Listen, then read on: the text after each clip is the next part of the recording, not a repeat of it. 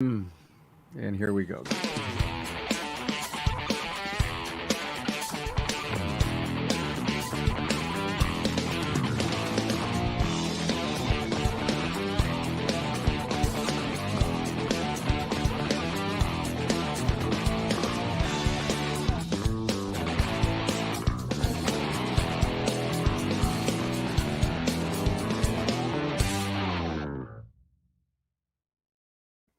Okay, shall I say ho ho ho? Well, Merry Christmas Eve to everyone, as this show is being broadcast on Christmas Eve. And check out this outfit. Let me see. I got the Christmas holly on the screen. I got the Santa Claus hat. And I have this incredible sport coat that's all dressed up and dolled up. I look like a Christmas tree. I'm sure of it. I'm sure. Good to have you here, Town Hall Academy. Carm Capriano. It's week 256 doing the Town Hall.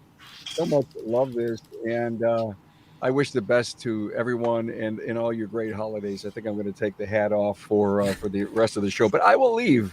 I will leave the coat on. Glad to have you here as we're going to talk about recovering from a wrong service advisor hire. What's some great lessons I think we're going to learn in this show that hopefully will prepare you for a much better 2022, especially if you're struggling in that department. We're coming to you live from the Remarkable Results Radio podcast studio, commonly called my Carm Cave. Good to have you here. Let me see who my guests are today. Wow, Corey Evaldi, Olmsted Auto Care, Olmsted Falls, Ohio. Good to have you here, Corey. Oh, thanks for the invite, Carm. Pleasure to be here. Love the jacket. Thank you very much. Yeah, this is. I remember wearing it to the last Christmas party I was at. That was 2 years ago, and I was wondering when my next Christmas party was going to be. That I was going to be with it. But so this is it right here. All right, guys. COVID kind of takes that.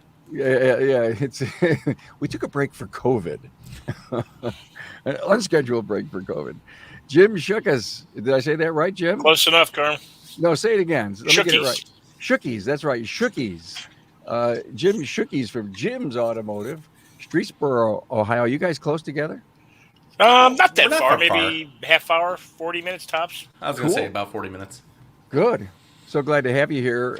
If you're hanging with us on social media as you're watching this on Christmas Eve, and I know you're probably just enjoying the family and a lot of festivities, but if you are, check in with your city, give us a like, a comment. We'll be out on YouTube, LinkedIn, and of course Facebook. So everyone, what's going on next week? No, I want to pay homage to my great sponsors here. It's always wonderful to have both Shopware and Broadly with us. Here's something to think about. How often do your advisors play phone tag? Here we're talking about advisors today. Every ring, every voicemail, it's time ticking on a stall job.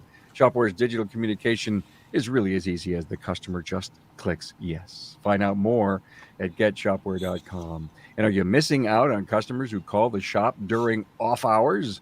Well, with Broadly's web chat feature, customers can get the answers they need even when you're not in the shop. How cool is that? On the web at getbroadly.com/chat. Hey, if you're watching on YouTube, please subscribe, give the video a thumbs up, and thanks. Hey, next week's Aftermarket Weekly, we're going to be seeing a great tour with John Long from Schertz Auto Service down in Church, Texas. And next week's Town Hall Academy, that would be New Year's Eve. Why are we better than the car dealerships? It'll be a fun episode. I'm sure you guys are going to love that. Hey guys, let's jump in this great topic that we have.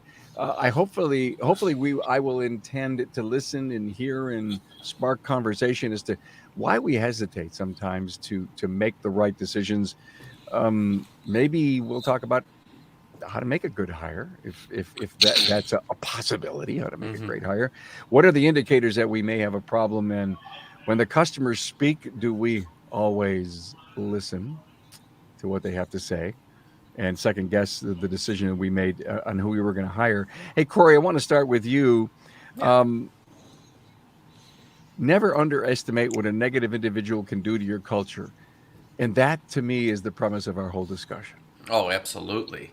And first off, if you have an advisor or anybody in your shop that is a negative asset to your company culture, something that is deviated from what your vision is, that it actually brings more negativity than what you even think it is. Like, so you have this person and you're like, well, they're a little quirky, or they're this or that, but they're okay, everybody's fine. Well, to be honest, more people see that, more people of your team think that you are allowing this type of behavior and that you support it, even though you physically don't. But to everybody else, it's allowed in your shop or in your business. And you really, at least to me, never had noticed until I removed it from the store. And then you get all the feedback from the team members that either that are still there, or you just see that your culture just shifts. Like, wow, where did this positive energy? Where was it this whole time? And you just never realize the effects of just the littlest things that a person can do, how it affects so many other different people in your industry or in I don't your know about you guys. organization. Yeah, you're right, Corey, Jim. I don't know about you guys, but I'll never forget making some grave terminations. They were just so important to do, and it took me so long to find out that the team came to me and said, "About time, boss." Mm-hmm. Oh yeah. The about time is, it's almost every single time, unfortunately, when somebody ends up moving on, whether it was my choice or theirs, and a team member will be like, oh my god, it's about time, or man, we should have done that sooner. And it's like, why don't you guys give me that feedback? But just people tend to believe in the innocence of somebody, and we try to have faith in humanity.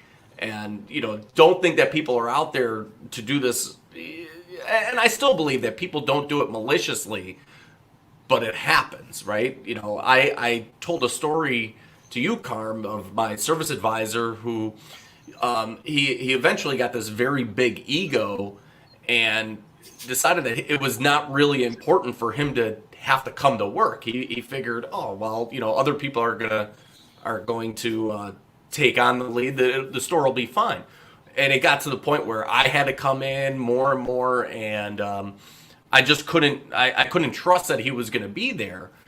And eventually, when we parted ways, everybody was like, wow, it's nice to have some consistency now. Was just... which lends itself to that whole thing, Corey, and I know you want to talk about this later. Processes can set you free, and I know that is so critical. Jim, your instincts. I mean, I got great intuition and instincts, I do, but when I don't listen to them, sometimes stuff happens. Well, Carmen, it's I'm a smaller volume repair shop. We're a lot busier now than we were, years ago, and I made that hire. And for a small volume shop that doesn't have a full-time service writer, when you decide to make that move and you're concerned that you're taking on a lot more payroll than you think you can afford, and you finally find somebody who's qualified, you want it to work so bad that you're willing to look past some of the signs, which is exactly what I did, because I was like, it took me forever to find a guy who he was versed in our software. He had a 5 to 6 year track record at a big volume facility, and within the first week there were a couple of signs, and it's a tough decision to make when you've spent most of your life working in your business and you're finally trying to get out of that. It's tough to make that decision, and I'll be honest with you, would I make the same mistake over again? Possibly, but I think I'd make the decision a little bit quicker than I did the last time around. It darn near destroyed my business the last time around. I can't imagine you're trying to get up and out of the business and working, in it, not on it, and you made this great hire. Your first hire for this new position to free you up, and you got to keep saying in the back of yourself, you can't keep second guessing. It just has to be right. There's no way my first one could be bad. Exactly you want it to be right every minute of every day, but you keep hearing all, it's like It's like what are those? Oh, it was roadkill. The birds are flying, and you're not paying attention. Yes, very painful. Oh yeah. Oh my God! And what about comfortable customers talking to you? I mean, customers just sometimes they don't feel good about giving negative feedback to you. So we didn't initially. After 5 or 6 months, I talked to a couple of customers. I'd seen a complaint online somewhere, so I reached out to a couple of good customers, and they indicated that they weren't happy with the service writer at all. And I said, well, why didn't you say something? I had to force it out of them. And a number of customers said, look, I don't like to complain. It's your business. And I said, look, going forward, you're a great customer of mine. If I put somebody in a position to deal with you and you're not comfortable with them, I really want you to give me some feedback. And they said going forward they would. But after the fact, when we parted ways is when the seas opened up. I sent out an email to my customer base explaining that we'd parted ways, tried to keep it as professional as possible. But I got flooded with responses. I had customers that said I wasn't coming back until you got rid of this guy. And fortunately, it worked out for the best. But I can say no less than 40 to 50 complaints after the fact, if not more than that. It took us months to field the complaints and put everybody at ease. I mean, it had an immediate impact on the business for about 6 or 7 months. It was devastating. You just broke the code. I was going to ask you a question. How long did it hurt you? And you said 6 or 7 months. Why did it take you so long To get rid of him? to make that? 6 or 7 months in this negative. Listen, I'm not trying to get down on you, man, but we're trying to teach the rest of the world how long is how long to have to go through that kind of pain. So initially, when we got started, I mean, he hit the ground running. I stepped back. I didn't micromanage, and our average ticket went up quite a bit, probably $100, $150. Our car count was up for the first couple of months. Okay, there were just a couple of things I asked him to do that he was reluctant to do, and my response as a business owner should have been, I'm paying you.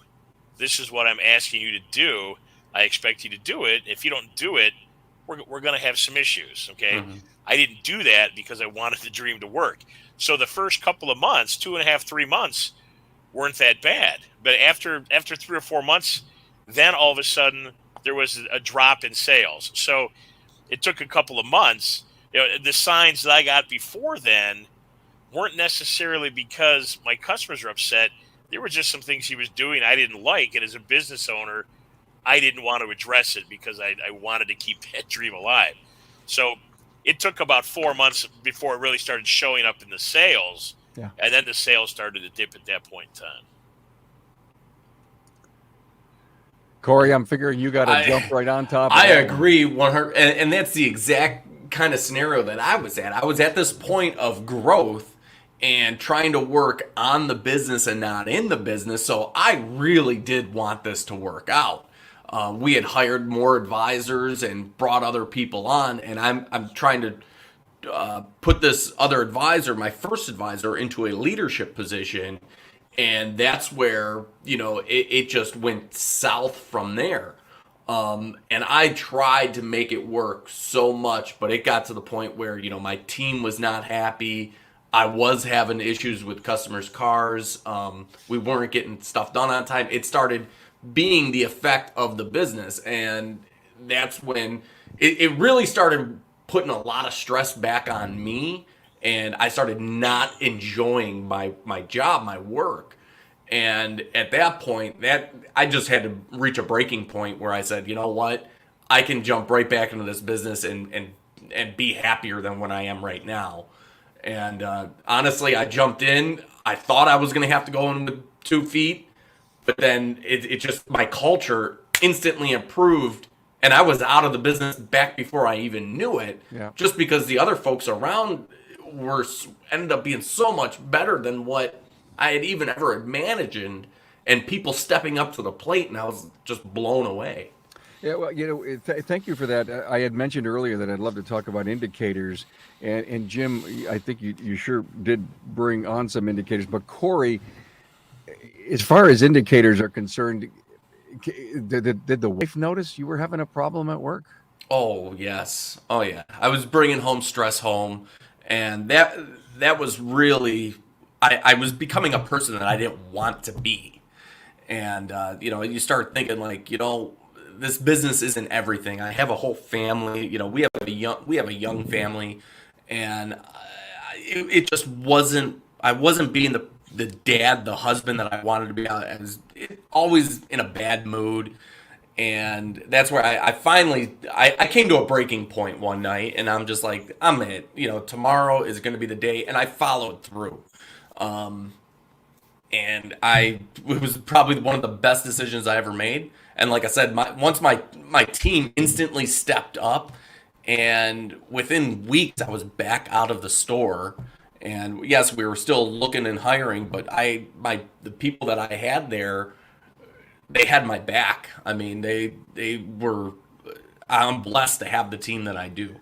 Yeah, guys, it's an amazing truism that when you end up forcibly making a decision on shorthanding the company, if the culture is strong and the team is supporting you and behind you, you're probably not going to miss a beat. People are going to just step up to a new level that you probably never even knew existed Hmm. and get it done while you're repairing what needs to be repaired, while you're looking to replace that individual.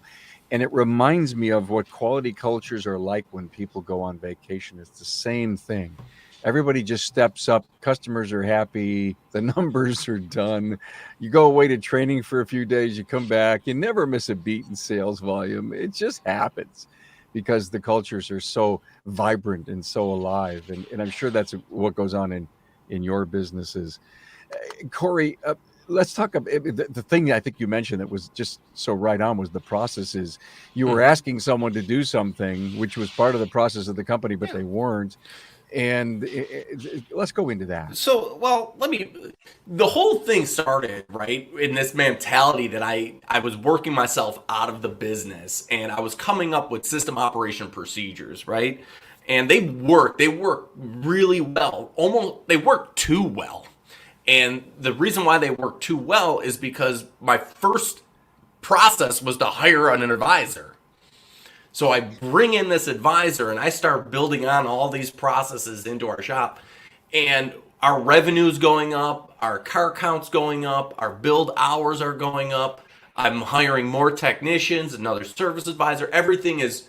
So when I started having these problems with this advisor, I instantly was like, I can't lose this person. Like, they are an asset. They've doubled my business. And that's where I was fighting myself for a long time on letting this person go.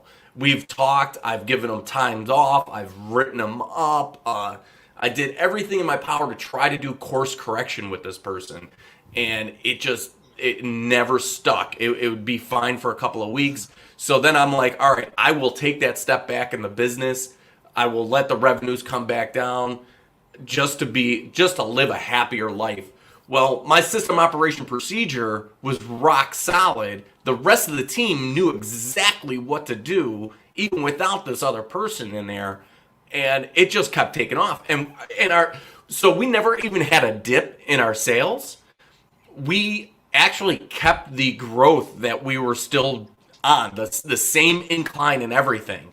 And it was amazing. And what I thought was going to be a devastating blow ended up being just a big learning curve for me. And the next year was better than that year prior to. Yeah. And it was processes is what really, really made the difference in my shop. Thanks for confirming that. Now, Jim, in your case, I think you start seeing your sales go in the tank, didn't you? Yeah, they tanked pretty good. I can't remember exactly how bad, but a notable difference, and it hurt. I'm going to say a good 10 to 15% dip in sales, if memory For how serves me long? correctly. For a few months. We recovered pretty quick. I mean, I was proactive at that point in time, and we've always done a good job with customer service. It's something I excel at, and I've got a great staff. So when it comes to taking care of the customer, everybody did step up, like Corey said. I've never had that issue with the guys in the shop, even though they don't deal with the customers on a daily basis. They do have contact with the customers. We have certain programs, customer pickup, drop-offs, loaner vehicles, all that kind of stuff. So we bend over backwards to take care of the customer. But the service writer issue, he was right, and especially some of it's coming back to me now, Carm. My female customers hated him. All right, just absolutely hated this guy. He was very condescending, and it wasn't even so much about what we were selling. It was just about how he was selling it and his indifference to their desire to or not to get work done on the car. And I deal with a lot of female customers. They're a good chunk of our business, and that's where we were losing our sales because they didn't even want to come in and talk to this guy. But like I said, we turned it around pretty quick. We turned it around after a few months. The sales turned around and started to go back up. Good story. Hey guys, hold that thought. I want to give another great high five to my partners here. Let's face it, technicians are your inventory of time.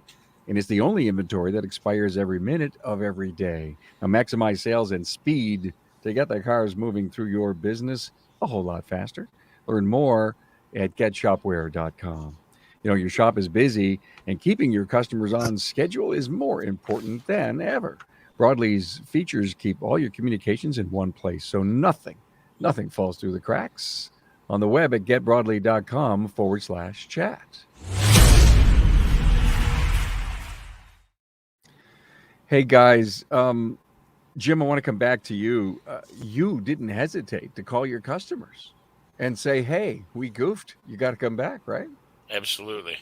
I don't do it probably as much as I should, but in this case, I knew I had to do something. It's my livelihood. This is what I have. I have nothing else to fall back on. So it was a big enough impact on the business that I felt I had to, and I'm glad I did. You can't take that relationship for granted, because here's the deal. Today you make the termination, but their car isn't ready to come back in the shop for 2 or 3 months. Something doesn't happen. And the decision that they make at that time, if they weren't told that things have changed, they may vote with their emotions and stay away. And I've learned over the years that you can do 20 great things for one customer, but if they come in and there's one bad experience, they speak by going somewhere else. They don't necessarily say anything. So you're only as good as your last attempt to take care of that customer. You can never take for granted that they're always going to be happy. So in this case, I had no choice but to get on the phone, emails, whatever was necessary to make contact with these people and make sure everything was okay.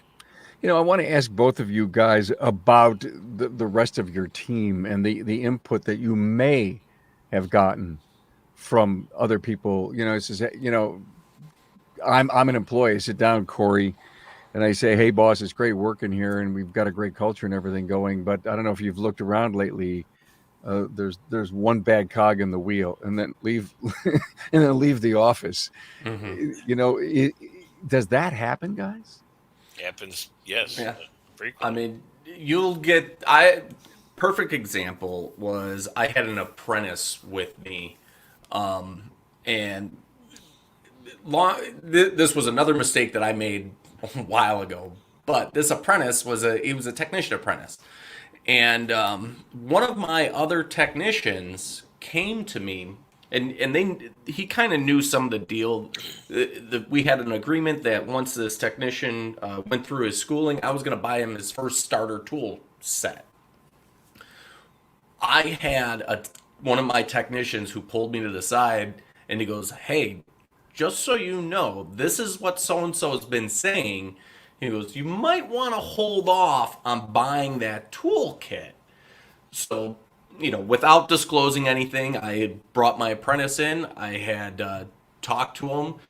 And I said, I all I'm looking for is, your commitment to us and our team. It's your decision. It was the week that he was graduating, and he said, oh, absolutely. He shook hands, and I said, all right, look forward to seeing you on Monday, because this was Friday. And Monday morning came, and he came to pick up, his little tool bag and everything, and head out the door. So But you got warning, huh? oh my God, my technician, he went right to bat and just disclosed everything that he knew, and he's one of my best technicians that I have that came to me. But I mean, we have such that deep connection and trust between one another.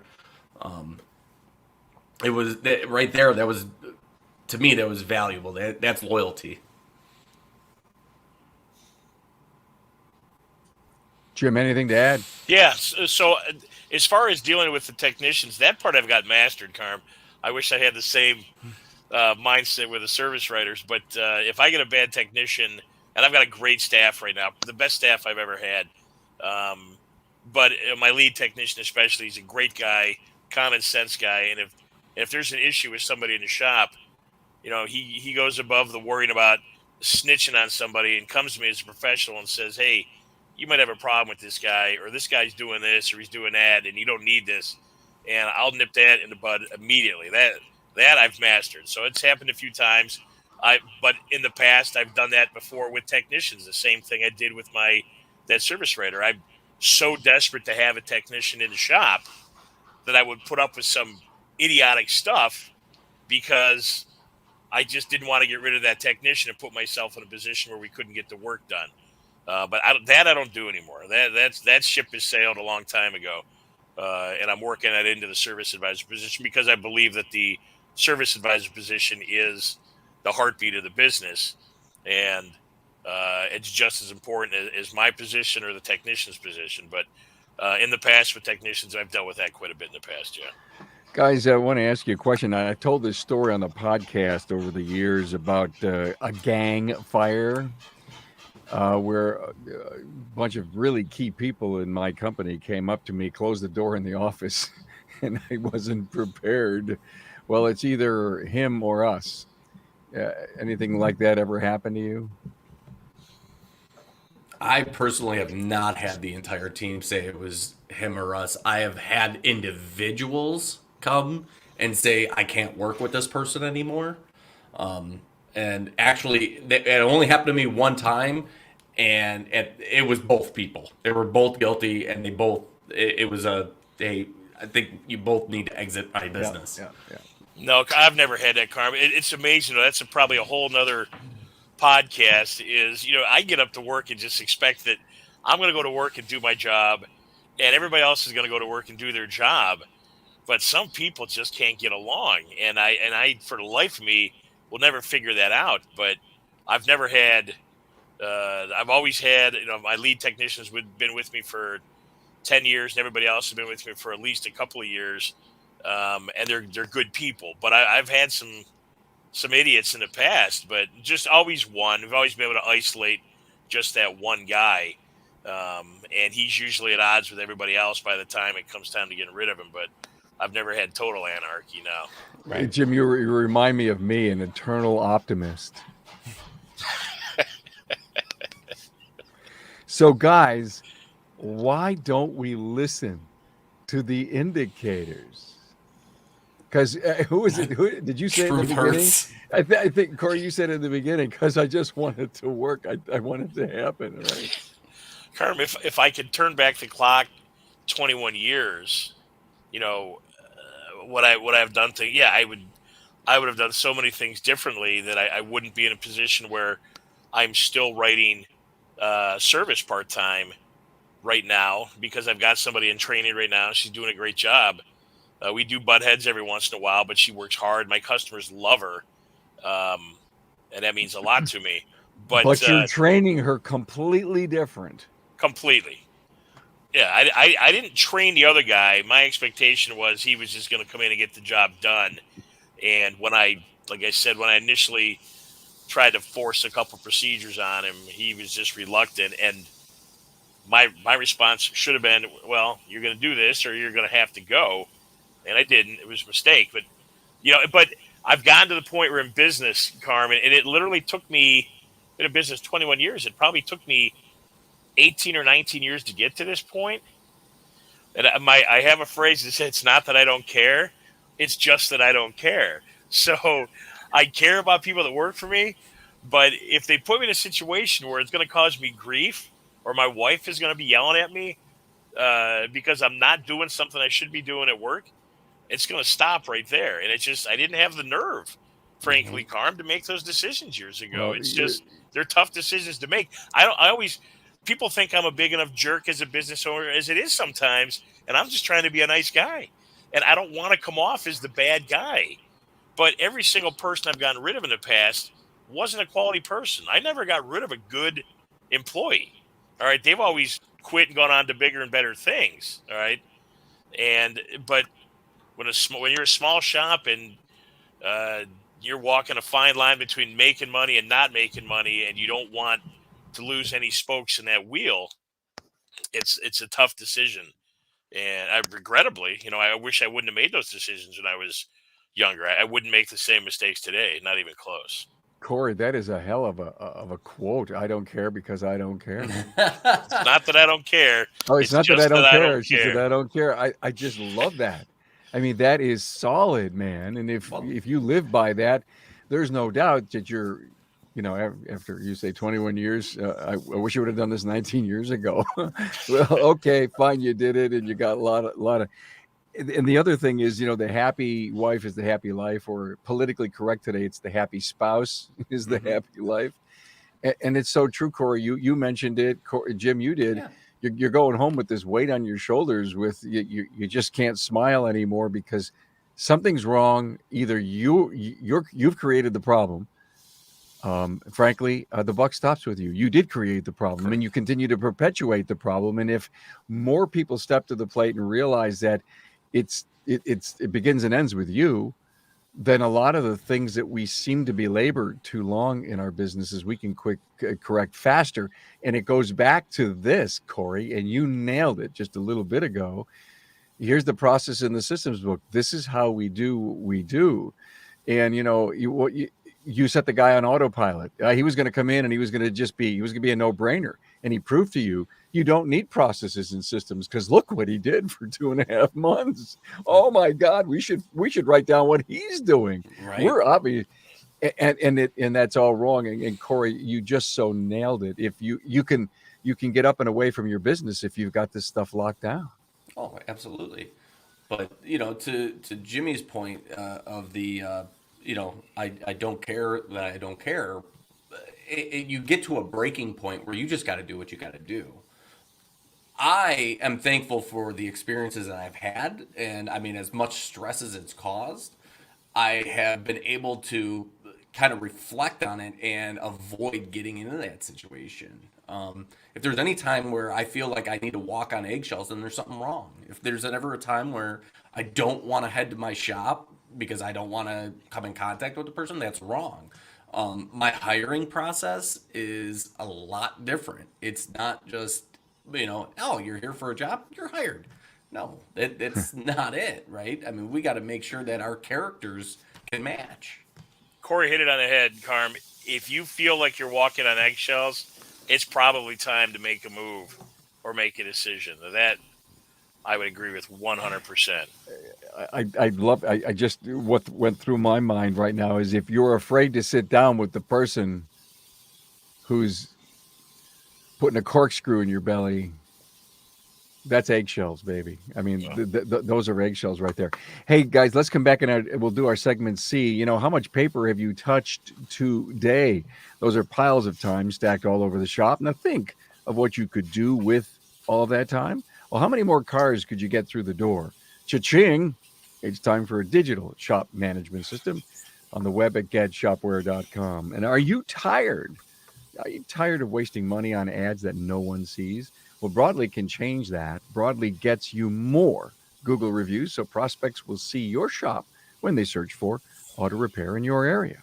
On the web, speak to my friends. GetBroadly.com/chat.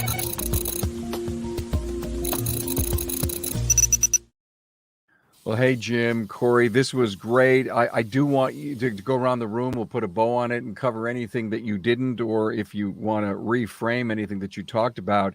I think this was a great episode for so many people out there that are struggling and making decisions, really tough decisions, because I don't know, guys, it's fun to hire. It's nerve-wracking to hire and trying to really make that right decision for that individual to fit into the culture, because we always have so much anticipation when that person comes on board. The business is going to be better, one more person at a time. But I don't know, do you like to fire? I never liked to fire. Firing, I fired enough people in my lifetime, but it's one of the worst things that I ever had to do. In fact, I probably sweated it more than the person after they found out that they were let go. Oh. And so, how do you find that balance? You try to hire smarter, but Corey goes back to, here's our systems, here's our process, here's our values, here's our mission, here's our vision. And when you manage to all of those componentries that run this great business, then it's not hard to be able to tell the person, listen, it's not you, you're a great person. It's your performance that we're having an issue with. Yep. And so let's go around the room. Jim, I'll give you the last word. Corey, anything that we didn't talk about you'd love to, like to put a bow on? Well, just what you said, I don't like to fire. I don't want to be, I told my team many times, I don't want to be the cattle prod guy. That's not me. I want us all to understand that we're working towards a common goal, and let's dominate. Let's bring success. If there's something that we need that I can help with, so what? It is what it is. I get all my team whatever they need to make the job for them to be successful, because if they're successful, I'm successful. I don't want to be that cattle prod guy, and quite frankly, it's got to the point where I don't fire people. People fire themselves. Everybody's heard the adage of processes don't fail you, people do. Yeah. That's exactly it. So if you can disconnect from that and understand just what you said, you're a great person. It's just your performance isn't going to work here. So well said. Thank you so much. Appreciate that. Jim, you have the last word, my friend. So, if you have a mechanical background, you're a small repair shop and you're struggling with this stuff, if you've got procedures and policies for your technicians in the shop, have the same policies for your service writer. That's something that I've learned, and it's not personal. If they're not doing what you need them to do, they've either got to be on board with your policies and your procedures, or you got to move on to somebody else. And making that decision is one of the biggest decisions you make for your business. And that's where you start gaining the independence as a business owner, when you can get somebody in there that does what you expect them to do. So when you're not there, it's getting done the way you want it done, the way your customers are used to getting it done. So it's an important hire. And if it's not working out, don't do what I did. Don't let it fester so long that it becomes a problem. Make the decision. So if you got to get back in the chair for a couple of months, nobody wants to do that. But if you have to, it's better off than destroying your business. So I love it. And when you get to the point, Carm, when you get to the point that you can say, it's not that I don't care, it's just that I don't care. And that comes to pricing everything, Carmen. I'm telling you, as a business owner, your life will change when you make that decision. My life changed dramatically when I got to that point where I could say that. It's not that I don't care. It's just that I don't care. I love that. There's the soundbite for this episode right there. You nailed it. Thank you so much. Hey, guys, thanks for coming out during the holiday time to do this. We sure appreciate it. I know how busy you guys are. Jim Shukas from Jimmy's Automotive, Streetsboro, Ohio, and Corey Evaldi from Olmsted Auto Care in Olmsted Falls, Ohio. Corey's a Buffalo guy, like I am. That's where he was born and raised, right here. Go Bills. In my town. Go Bills. Very good. Hey, guys, thank you so much. And enjoy the holiday with your families. Thanks for having me on, Carm. Corey, good seeing you. You too.